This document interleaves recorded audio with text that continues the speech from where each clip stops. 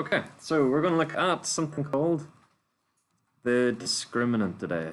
And this is still to do with quadratics. Discriminant. And today is the 13th of January. So, all quadratics will either have how many roots? 0, 1, Good. We'll either have 0, 1, or 2 roots. Remind me again, what are roots? Yes, when it touches the x-axis or goes through the x-axis. And so they will either have 0, 1, or 2. And actually, if we can put in here as well, real roots. Okay, that's important. So visually, are you okay with what this would look like? I'll do 3 little diagrams. Now your quadratic or your parabola can obviously be a smiley face or a happy face. Either way, it doesn't matter. So we could have, that would be 0 roots because it is, sorry, I need to get into the habit of saying 0 real roots. It could have 1 root.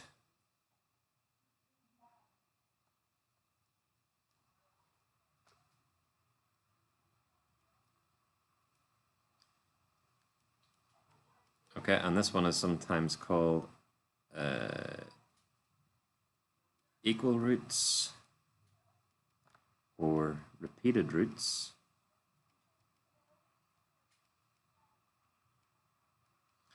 Or it could have 2 roots, real roots.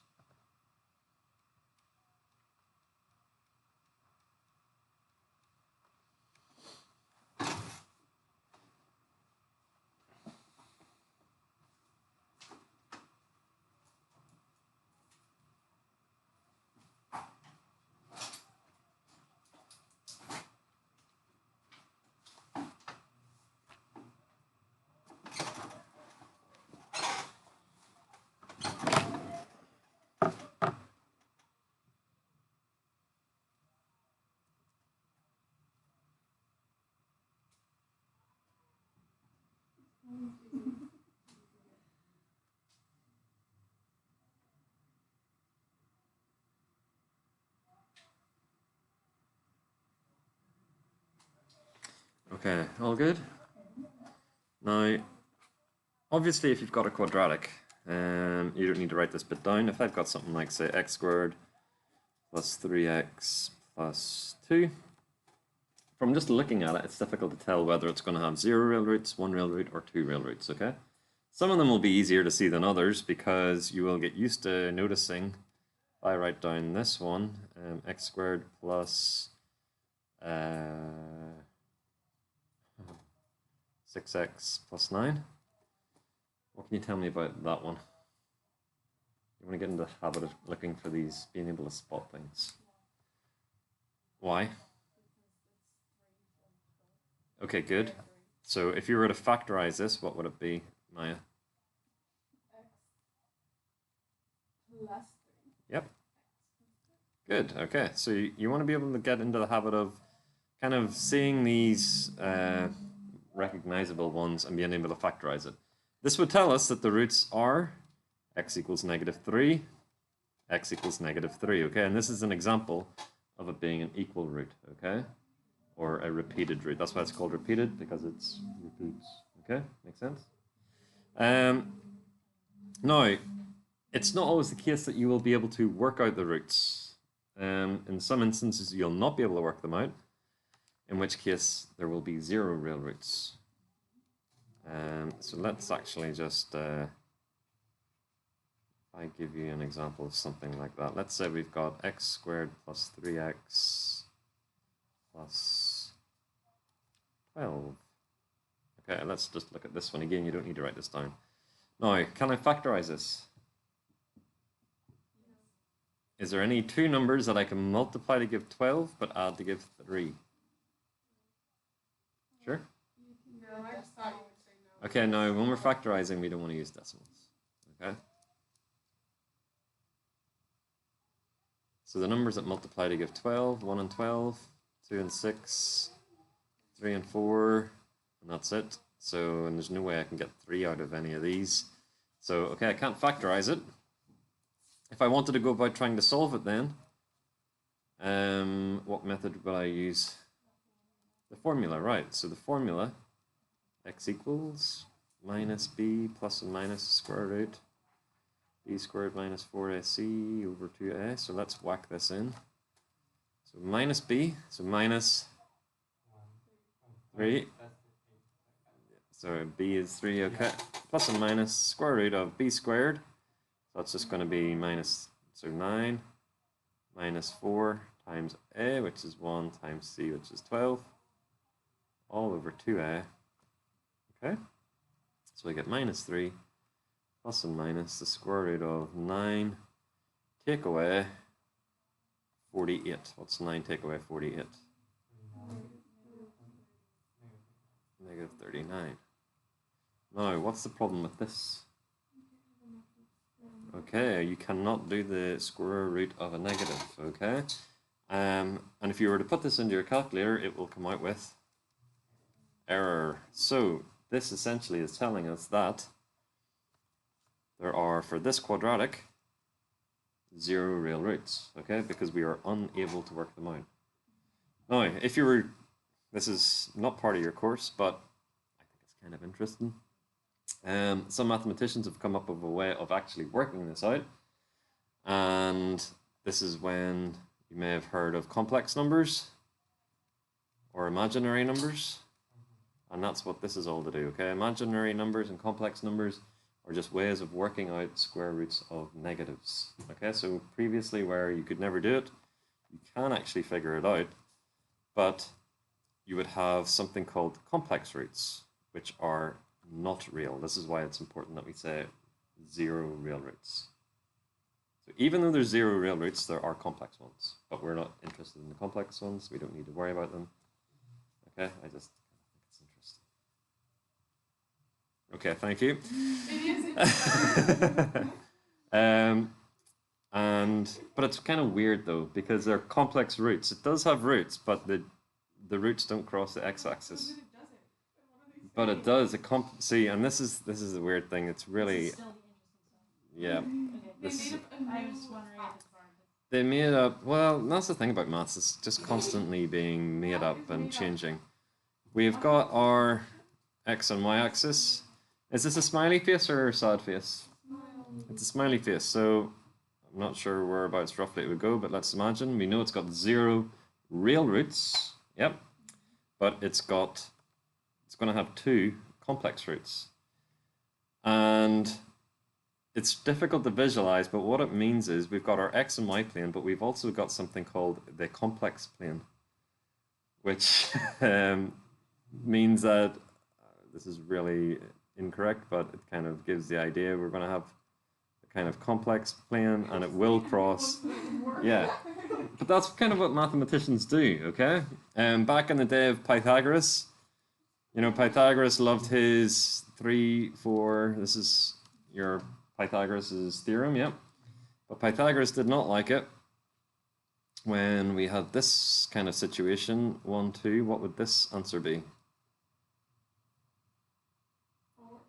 I don't know, I didn't work it out. It was a guess. It's 5. It's not 5, it's the Two. it's the square root of square root of 5, okay? Oh, Okay, because you do 2 squared Right. plus 1 squared is 5, and then you have to square root your answer. Now, but Pythagoras did not like these square roots of, you know, square root of 5. He didn't like the square root of 6. Square root of 9 is okay, because the square root of 9 is just. But mathematicians basically invented this kind of, it's called an irrational number. They came up with this idea in order to make this situation work. And this is your whole theory of knowledge as well, okay? Was mathematics invented or was it discovered? Okay? So it's the same with complex numbers. They were kind of invented to make this situation work. And it does. And complex numbers, that's a weird thing, even though you might think was invented, it works in all aspects of maths. It's used in electrical engineering. So it does have real world applications as well, which is kind of cool. Okay, right, so but getting back to our discriminant, that's a bit of a tangent. Let's get rid of all this. So we said, let's get rid of that. Let's get rid of this. Okay, so we said if we get the square root of a negative, it gives us an error, so that means that there are no real roots. Going back to the question that I had up before, which was x squared plus 6x plus 9. And we can factorize this. Maya factorized it, x plus 3, yep. If I was to use the quadratic formula on this, it would be minus b plus or minus the square root of b squared, which is 36, minus 4 times a times c over 2a, which is just over 2. Now, what do I notice about everything under the square root here? It's equal to 0, right? Okay, so that just gives us negative 6 over 2, which is negative 3. Yep, which is what we would expect from this. All good? And we said that this gives us one real root. Yep. So which part of the quadratic equation is important in determining whether there's 0 roots, 1 root, or 2 roots? Yeah, the bit underneath the square root, okay? This b squared minus 4ac. Okay, so we can start to write down this next part. I'll refer just back up to that. So in the quadratic formula,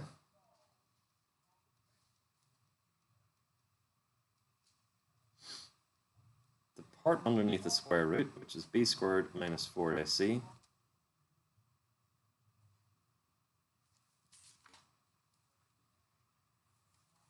is called the discriminant.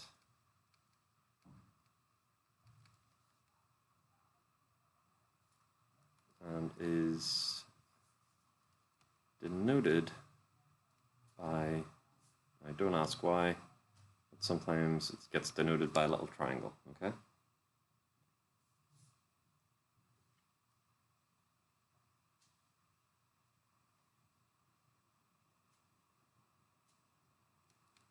So it tells us if a quadratic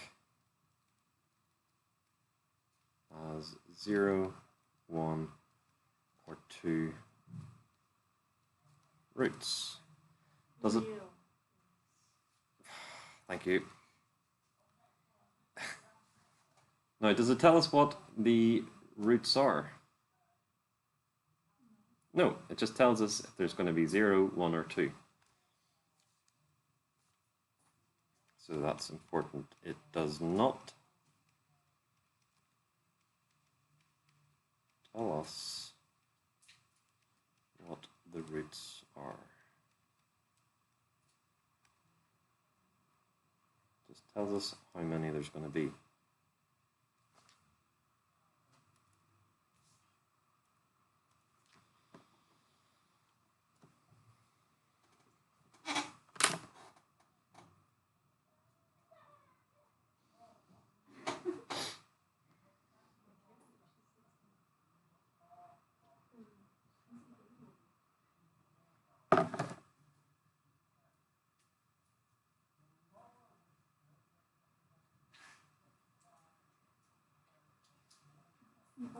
Are we all ready? All good? Okay, right, so let's kind of finish this up. So, if, in order for there to be 0 real roots, so this instance, what does our discriminant have to be? It has to be negative, okay? So if b squared minus 4ac, now I don't want to write as negative. How can I mathematically write down as negative? Oh, the natural negative. The z? Is it the z or the? I could write it like The that, R, but what's... Is All negative numbers are what? less than 0. Less than 0, right. So if b squared minus 4ac is less than 0, there are no real roots. Why don't, What's wrong? Why don't you want to say a negative? Just because. Just because it's more mathsy. Mathematicians are lazy. If I have to write out it's negative, and I can just use two symbols, put arrow negative? I still have to write the word negative. If triangle arrow No, negative sign. don't do it. Okay, so no real roots. Okay, what's the case if there is one repeated root or one equal root? If it's equal to 0, right.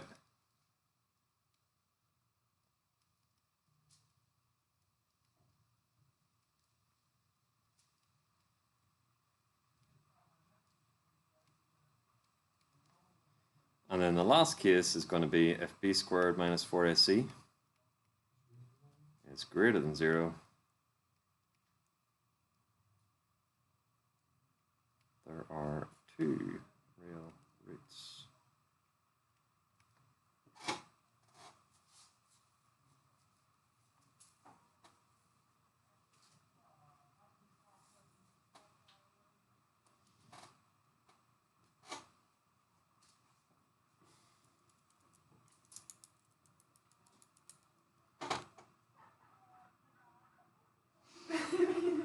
She has the best time.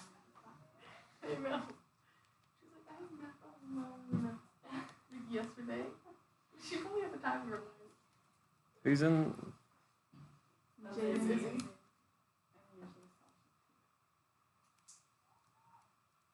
Alright, Sasha's there. Oh, she's on Zoom. Sasha!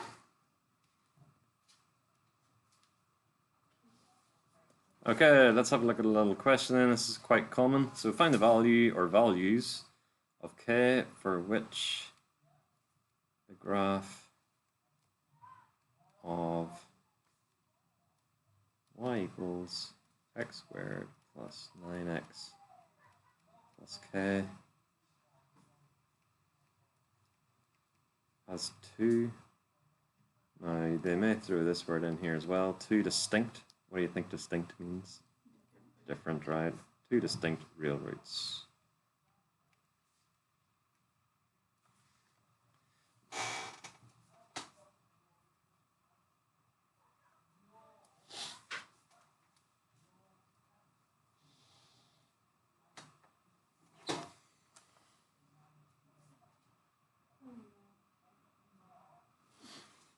So the very first thing, or do you want to try it yourselves? I mean, can't you just Yeah? make up something else? Like, you can just like do what No, you adds- can't guess. adds to make it. No. Is it just about like points? Like you could guess, but it's like, is it like you won't get the points or something? Or you actually It'll can't take too long. Wait. So, if you can't, this is just like random, this has nothing to do with this. If you can't factorize it, then do you have to plug it into the.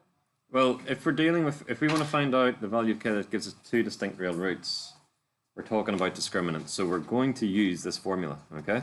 No, I know, but I'm saying, that's what I'm saying. It doesn't have to do with this, but like. Oh, right. Beforehand, you said, oh, like you can't factorize this, and you put it in the formula. Do I have to do that if I can't factorize it? Yeah. Okay. Or use the calculator if it's a calculator paper. If you have a calculator that can do it. I feel like I know how to do that. I get judged. All right, so we're talking about this equation, and it's got two distinct real roots. So which case am I looking at? 1, 2, or 3? 3, okay. So the very first thing, and it's really important that you get into the habit of doing this, is you write that down, okay? Because anywhere that the examiner sees b squared minus 4ac is greater than 0, and you have to have the greater than 0 bit, they will give you a mark, because this is showing that you know that the discriminant is greater than 0 for there to be two distinct real roots. Okay? Then the next thing is just plug in the values. Right, what's b? So we've got 9 squared minus 4 times, 4 times 1 greater than 0. So now we've got something that we need to solve. So go ahead and solve it for me. Don't mess it up.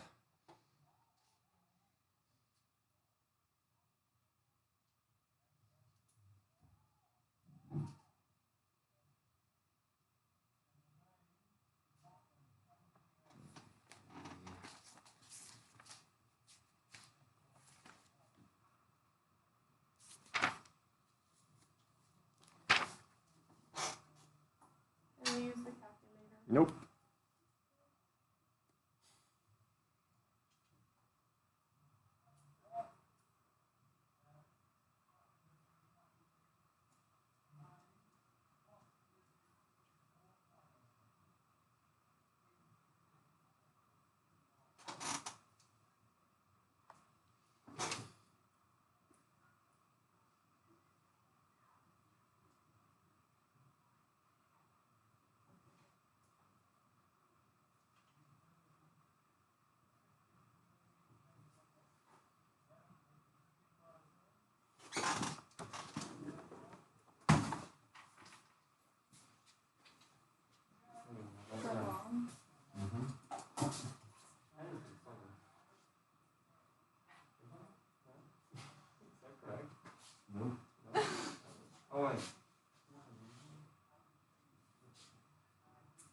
Why is it wrong?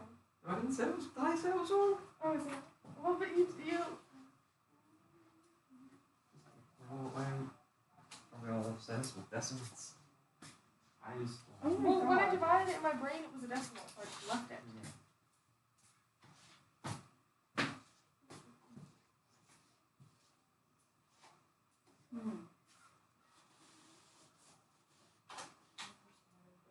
I just keep writing it like grosses, which is why I keep doing that.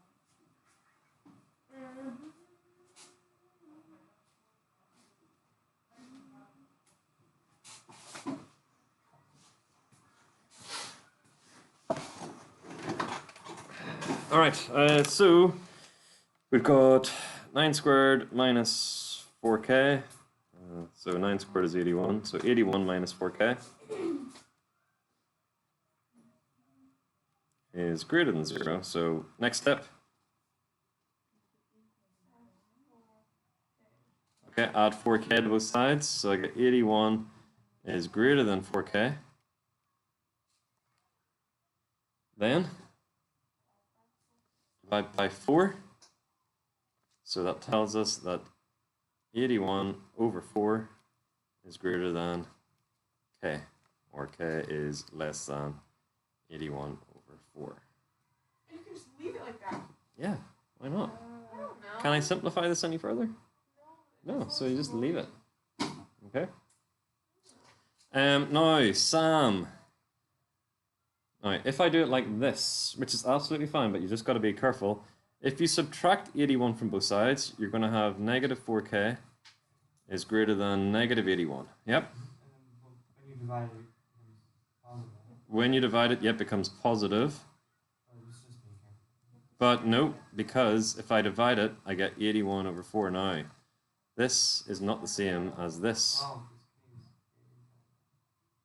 When you're dealing with inequalities and you're dividing by a negative or multiplying by a negative, what must you do? You must flip the sign, okay? So just be really careful if you're dealing with it like that. 8 is greater than 5, correct?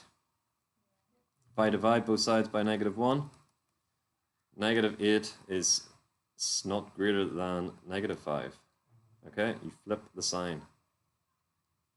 Yep, if you're dividing or multiplying by a negative number, okay? Don't forget. Cool. All right, what about no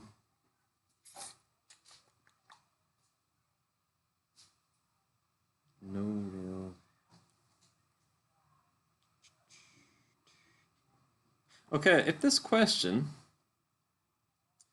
said find the values of k for which the graph has just said real roots, how would the question change?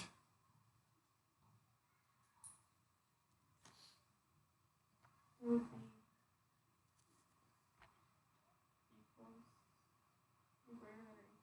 Good, it would be greater than or equal to, because if it's got real roots, it's either going to have one root or two roots. Yep.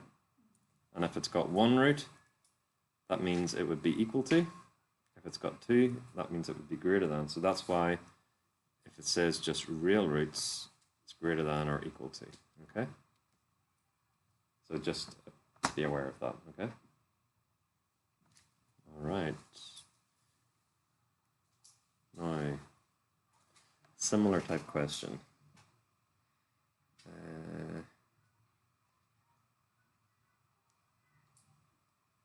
Slightly trickier. Find the value of p such that 2x squared minus 2px plus 4 equals 0 as, actually, let's say 0 roots.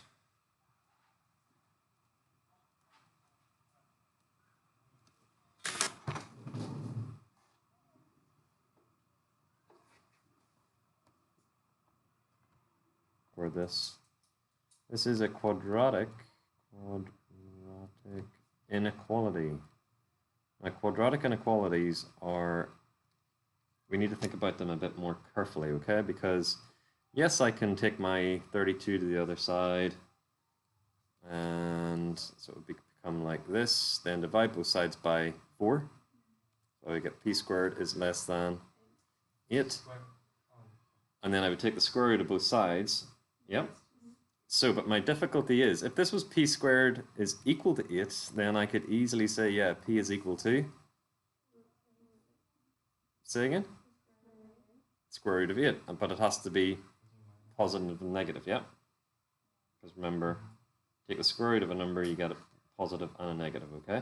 Now that's fine if it's equal to. This is not equal to, so how am I going to determine which way around my inequalities are going to go? That is the problem. Okay, well, there's an easier way, okay? So when we get down to this point, the way we're going to think of it is I'm going to just take my 8 to the other side and make it so it's less than or equal to 0, okay? Yep. Now, this equation itself is a quadratic, yes? What's it going to look like?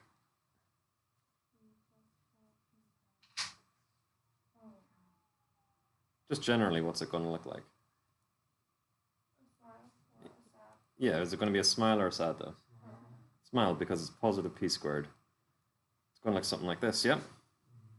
And you should be able to tell me what these points are. What are these two roots? 8. Not 8.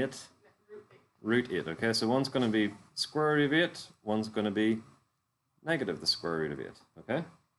Now this is the equation here, yeah? You all with me? So in order to figure out, okay, which way around my inequalities are going to go, I'm looking at my equation, and I want this equation where it is less than 0, okay? Has to be less than 0. Where is this equation less than 0? Right, it's less than 0 here, here. Here it is greater than 0, okay? So what values does p have to be for it to be less than 0? Right, good. It has to be, so p has to be greater than negative the square root of 8. Okay, all of this stuff, but less than the square root of 8.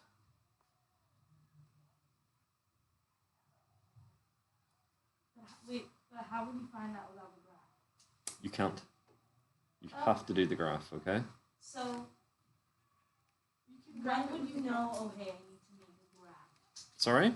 Like, so, how would I know before you just told me that I need to make a graph, that I need to make a graph? Okay, if you ever have a quadratic inequality, you're going to have to do a sketch, okay?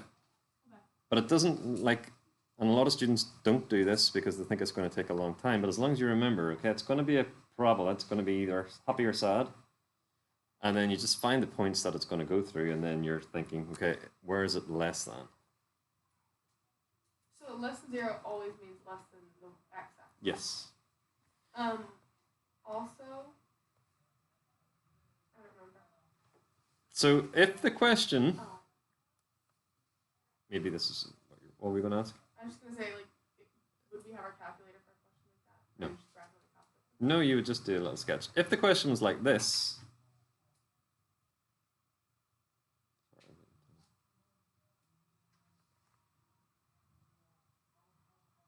and we will practice doing this type of stuff next time, okay?